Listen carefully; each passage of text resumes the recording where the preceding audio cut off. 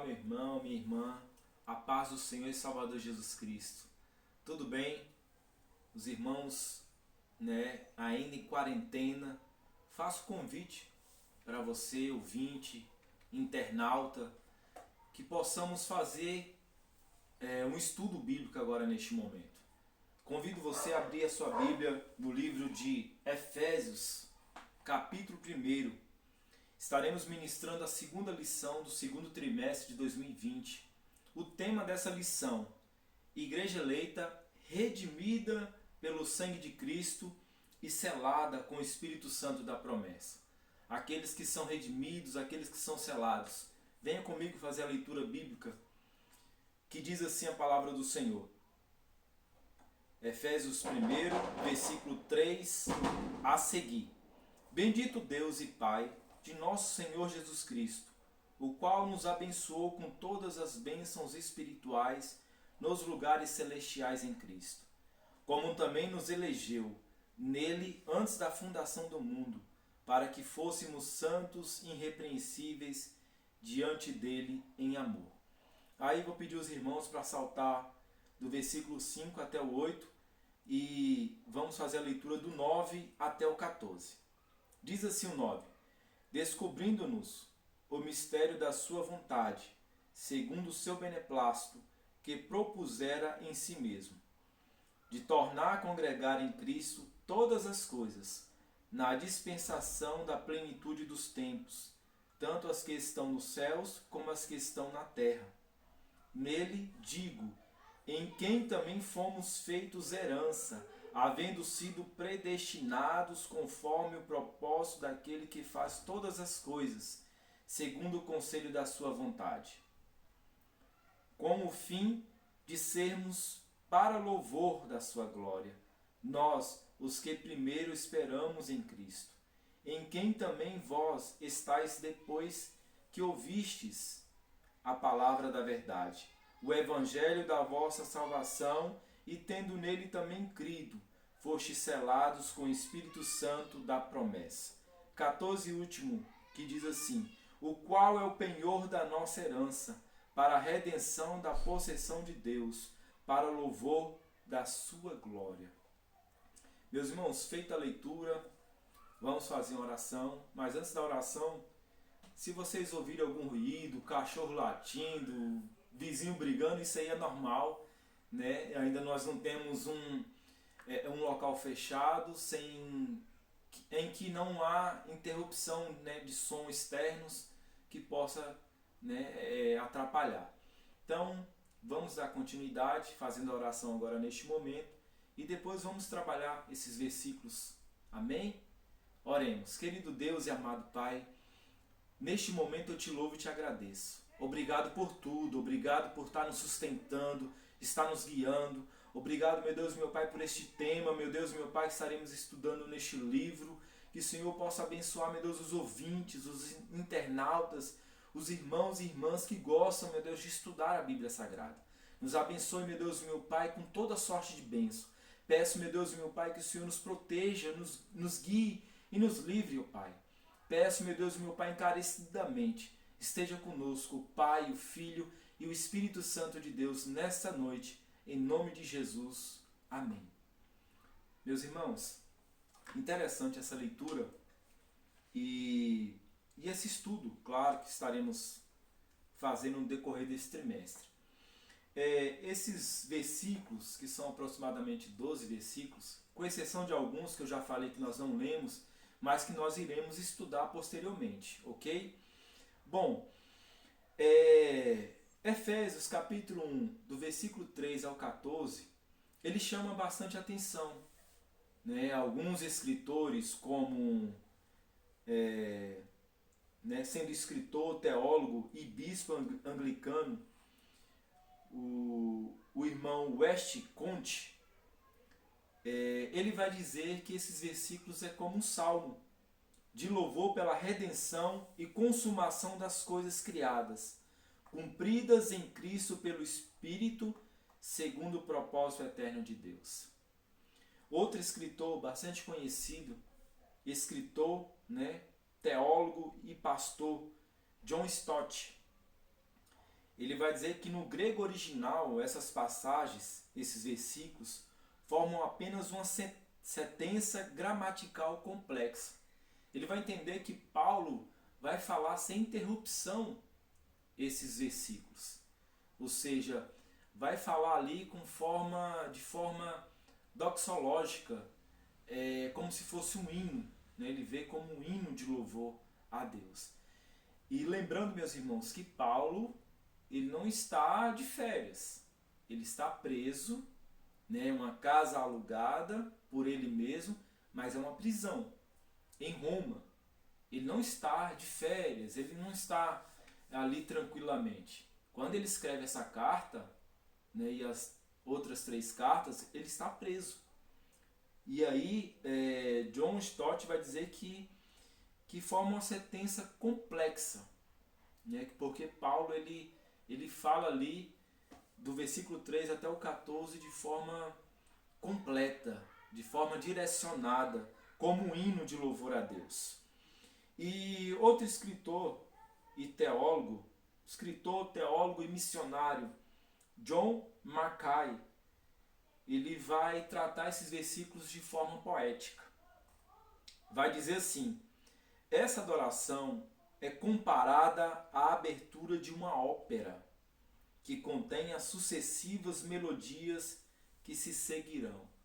Então, alguns exemplos, alguns escritores que vai falar sobre essa passagem. Aqui, meus irmãos, nós vamos falar rapidamente, alguns minutos, sobre essas passagens. Nós vamos falar assim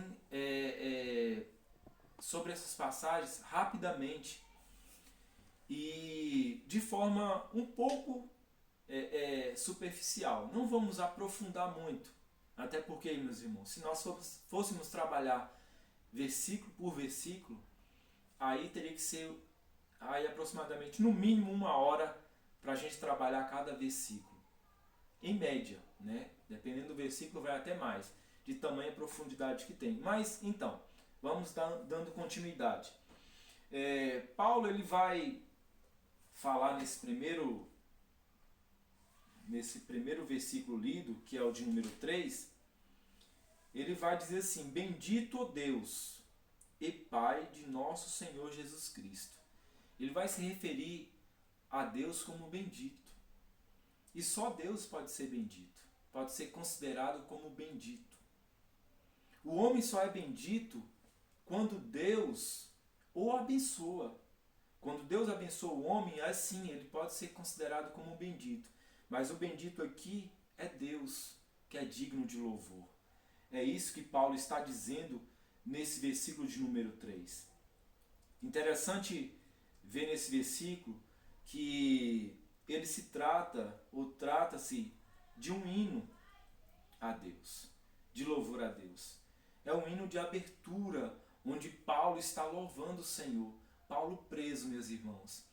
Paulo tem muito o que nos ensinar, porque muitas vezes nós colocamos vários empecilhos, várias dificuldades para estar na casa do Senhor. Neste momento, claro, é um momento diferenciado. É um momento que exige que estejamos em casa. Mas quando tínhamos liberdade, muitas vezes não quisemos ou não quisera ir à casa do Senhor. Mas Paulo aqui, ele nos ensina porque ainda estando preso, ele está louvando e adorando o Senhor. Independente da situação que ele estava, ele continua adorando o Senhor. E ele escreve essa carta aos irmãos de Éfeso com maestria, com extrema qualidade, iniciando, saudando os irmãos, reconhecendo os irmãos e, mais do que tudo, reconhecendo a grandeza do nosso Deus. Essa passagem, nós vemos, né, como eu já falei, quando Paulo diz bendito, ele está dizendo que é Deus o único digno de louvor. O interessante observar também é que essa passagem bíblica vai falar sobre as bênçãos espirituais nos lugares celestiais em Cristo. Irmãos, bênçãos espirituais já vai dizer tudo. São espirituais, não são materiais. O povo hebreu, eles esperavam uma bênção material. No Antigo Testamento a gente vai observar que a promessa que Deus fez a Abraão, aos patriarcas, foi de dar uma terra. A promessa era uma terra física. No entanto, quando eles receberam essa terra foi dividida entre as 12 tribos. Para cada um ali trabalhar. Apenas uma tribo ficou sem a terra. A tribo de Levi, porque eram responsáveis pela casa, pela obra do Senhor. Então ficaram sem terra. Mas a promessa era essa. Aqui, a Bíblia Sagrada, no Novo Testamento, Paulo vai dizer sobre bênçãos espirituais. Não são bênçãos materiais, mas são espirituais, em Cristo Jesus. São aquelas bênçãos que a gente tem que buscar em Deus. São bênçãos que a gente tem que buscar em Jesus. Aqui, no estudo bíblico, na lição bíblica, ela vai falar de algumas dessas bênçãos. Essas bênçãos são mencionadas na longa passagem de Efésios.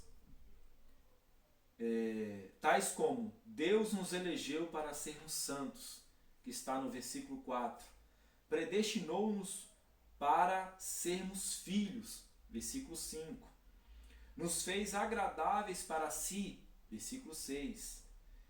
Remiu-nos por meio do sangue de Cristo, versículo 7. Acolheu-nos por sua vontade redentora, versículo 8 até o 12. Revelou-nos a palavra da verdade, versículo 13, parte A. Selou-nos com o Espírito Santo da promessa, versículo 13, parte B. Ainda garantiu a validade da promessa, que está no versículo 14, o último que nós fizemos a leitura. Então nós vemos aí bênçãos espirituais. Meus irmãos, o mesmo Paulo que escreveu essa carta vai dizer que o homem que espera somente nessa vida, ele é o mais miserável. Ou seja, aquele que almeja as coisas terrenas, que nós não venhamos a pensar de forma natural, mas de forma espiritual. Porque o homem espiritual discerne coisas espirituais. O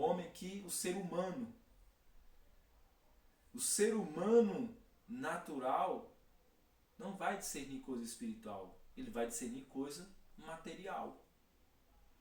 Então, olha a profundidade da palavra do Senhor. Olha esses versículos, a profundidade. Nós vamos, como eu falei, trabalhar de forma superficial, mas você em casa pode, com auxílio, claro, primeiramente da Bíblia e depois de alguns livros que possa te ajudar, poder aprofundar um pouco mais nesses capítulos, nesse livro de Efésios. Nós vemos mais à frente, no capítulo 4, que ele vai falar sobre a revelação do mistério de Deus. Vai falar sobre a revelação. A frase descobrindo-nos mistério da vontade.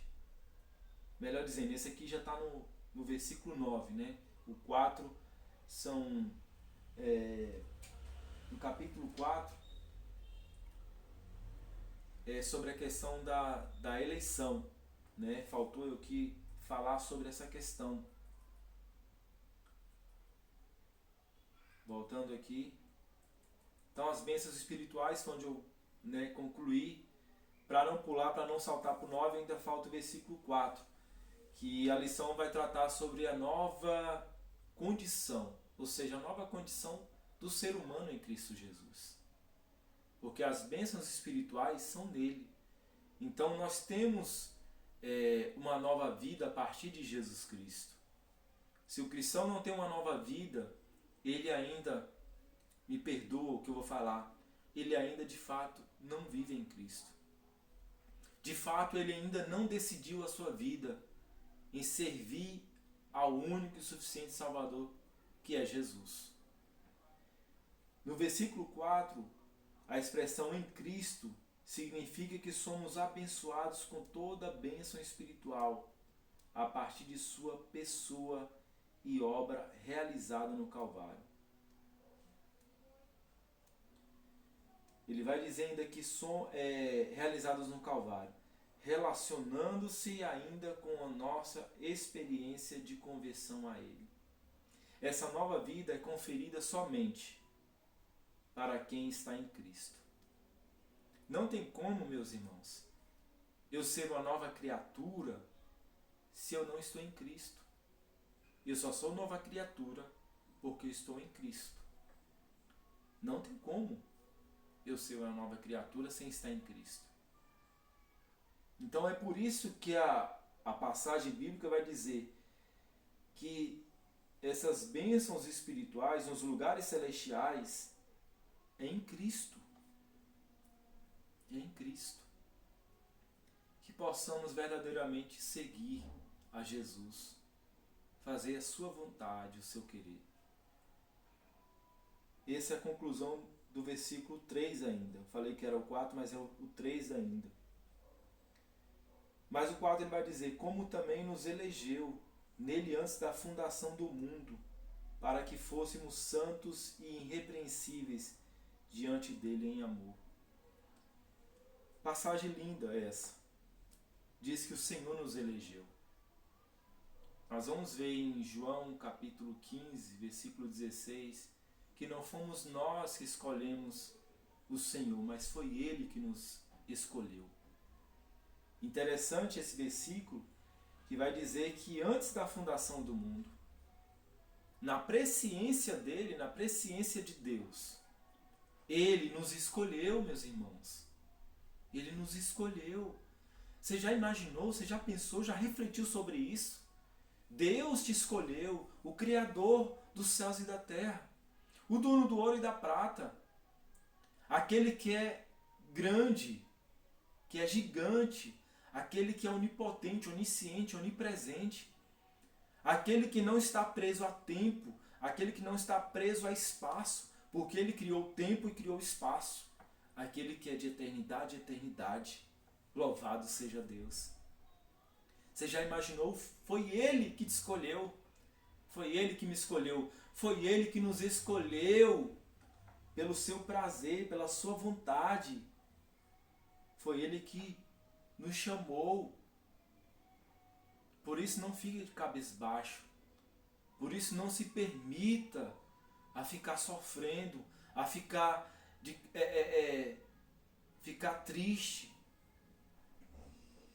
Não se permita. Permita que o Espírito Santo de Deus confirme isso no teu coração. Eu te convido a verdadeiramente reconhecer que foi o Senhor que te escolheu, foi o Senhor que te elegeu. Não foi o homem, não foi o presidente, não foi nem o ser humano, por mais importante que ele seja na face da terra, mas foi o próprio Deus que te escolheu. Você é amado do Senhor. Meus irmãos, linda essa passagem. Nós vamos agora para o versículo de número 9. Ver o que mais ainda esse capítulo tem para nós. Então, a nova condição em Cristo é quando nós verdadeiramente servimos a Ele, vivemos em Sua presença, fazendo a Sua vontade e o seu querer. O versículo 9 diz, descobrindo-nos o mistério da Sua vontade, segundo o beneplácito que propusera em si mesmo. A frase descobrindo-nos o mistério da Sua vontade sinaliza a revelação da verdade que estava oculta aos santos de Deus, estava oculta a nós. Essa verdade diz respeito aos decretos eternos que Deus planejara por sua soberania ou soberana vontade, com o propósito de salvar os pecadores, nós. Essa vontade divina é revelada segundo o seu beneplácito. O que é o beneplácito?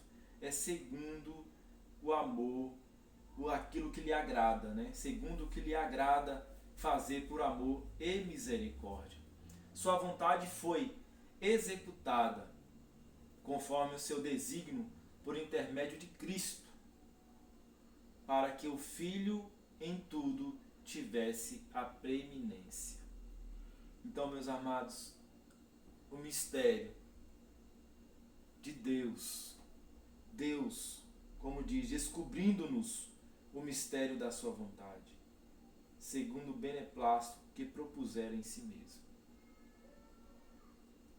Sinaliza a revelação da verdade que estava oculta aos santos de Deus. Existia um mistério e Deus revelou nesse livro. Deus revelou quando mandou, o seu Filho Jesus. Deus revelou. Ele revela aos humildes. Ele revela aos seus servos. Graças a Deus temos essa rica oportunidade da revelação do mistério de Deus. Porque estávamos destituídos da sua glória. Mas pela sua misericórdia, Ele nos chamou e tem nos revelado a sua vontade para com cada um de nós. Meus irmãos, no versículo 10 vai falar sobre a plenitude, como diz, de acordo a congregar em Cristo todas as coisas, na dispensação da plenitude dos tempos, tanto as que estão nos céus como as que estão na terra. Plenitude dos tempos. Paulo vai falar dessa plenitude, convergir, melhor dizendo, em Cristo todas as coisas. Esse convergir aqui é o mesmo sentido de juntar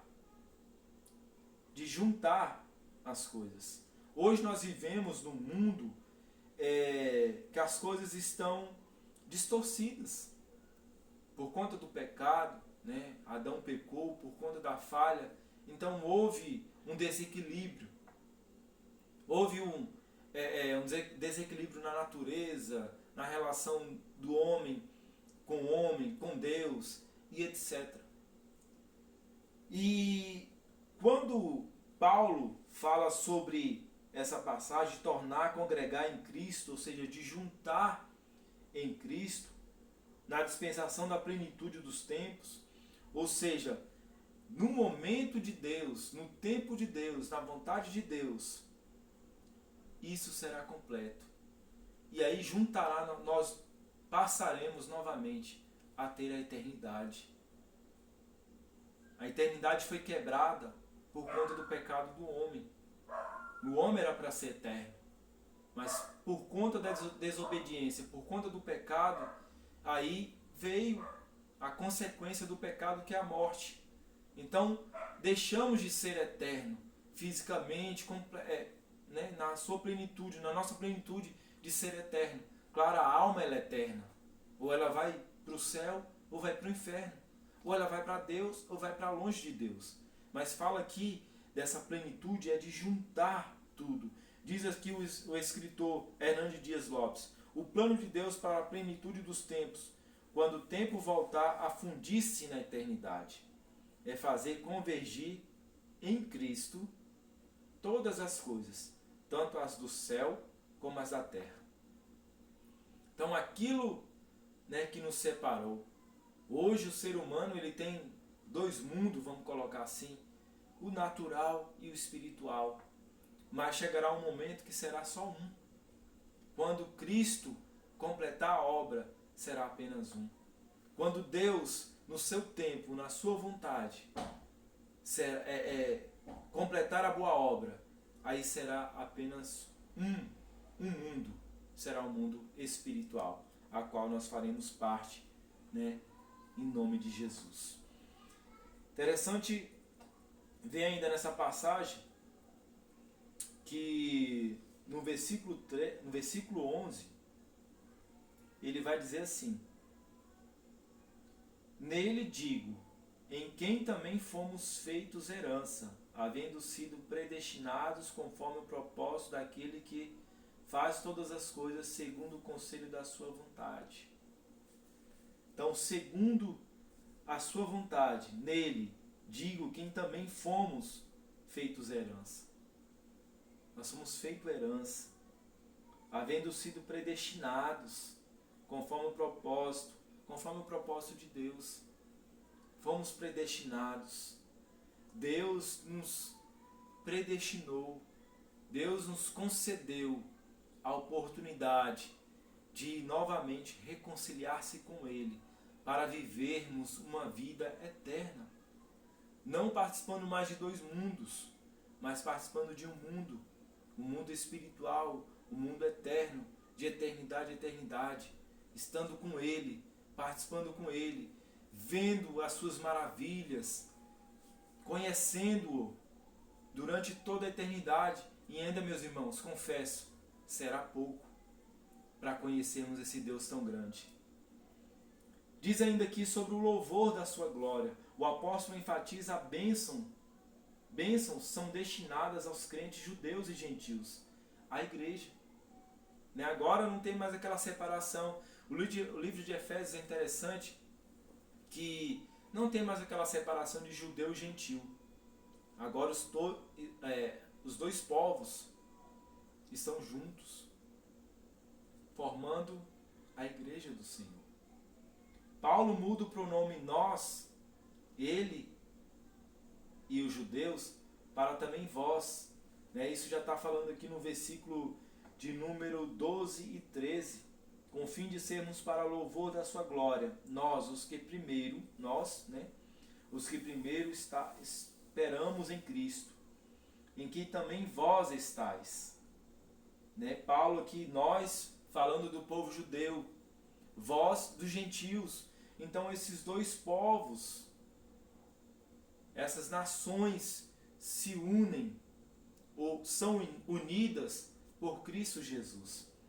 E a igreja hoje que nós fazemos parte. Não é à toa que o tema dessa lição é Igreja Eleita. A igreja do Senhor, a igreja eleita, a igreja separada, a igreja predestinada, que Deus separou para fazer segundo a sua vontade. Nosso tempo já está limitado. Vamos partir para a última parte dessa lição. Vai falar sobre o Espírito Santo, penhor da nossa herança, que é o que está no versículo 14.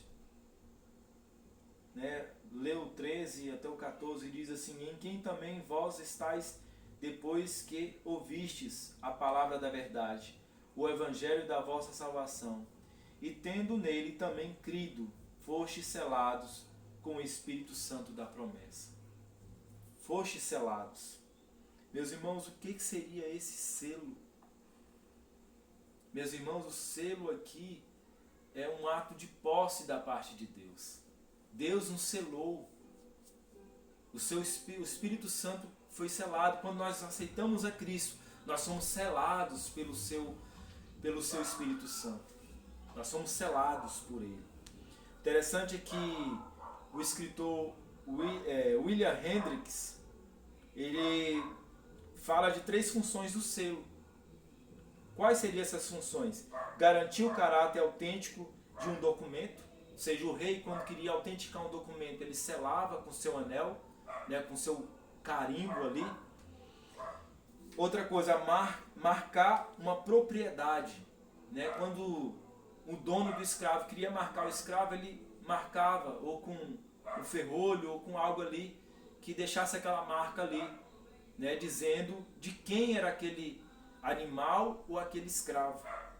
Outra coisa, proteger contra violação e dano, ou seja, selava, guardava, protegia, fechava. Selar que é fechar, ou seja, protegendo contra qualquer violação. E essa é a função do Espírito Santo. O Espírito Santo, ele nos sela para garantir a autenticidade. Nós somos dele, somos selados, somos dele, para marcar essa propriedade, para não deixar ser violado.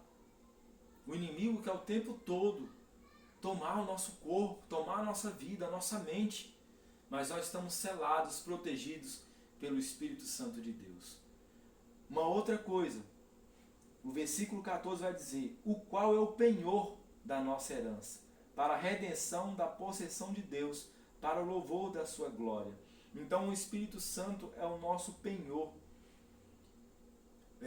Varro Wisben, ele diz que o selo, o Wisben vai falar, ainda fala sobre 4 aspectos da selagem do Espírito. O selo fala de uma transação comercial consumada, ou seja, de um negócio feito. No próprio livro de Efésios, na cidade de Éfeso, melhor dizendo, compradores de madeira já mandavam, antecipadamente ali as pessoas, um representante, para selar aquela madeira. Ou seja, aquela madeira era selada e ele mandava alguém depois buscar aquela madeira. Ou seja, aquela madeira já estava identificada de quem que era. Uma outra coisa também interessante, o selo fala de um direito de posse, ou seja, mostra quem é o dono. Se nós olharmos para o centro-oeste, Mato Grosso do Sul, vamos ver aqueles reis dos gados, que pegam os seus gados e marcam com ferro ali quente ali, marca ali a inicial da sua letra, ou seja, ali está marcado aquele animal daquele dono em particular. Outra questão também, o selo fala de segurança e proteção. Segurança e proteção. É de alguém, é protegido de alguém. O Espírito foi nos dado para estar para sempre conosco. Ele jamais nos deixará.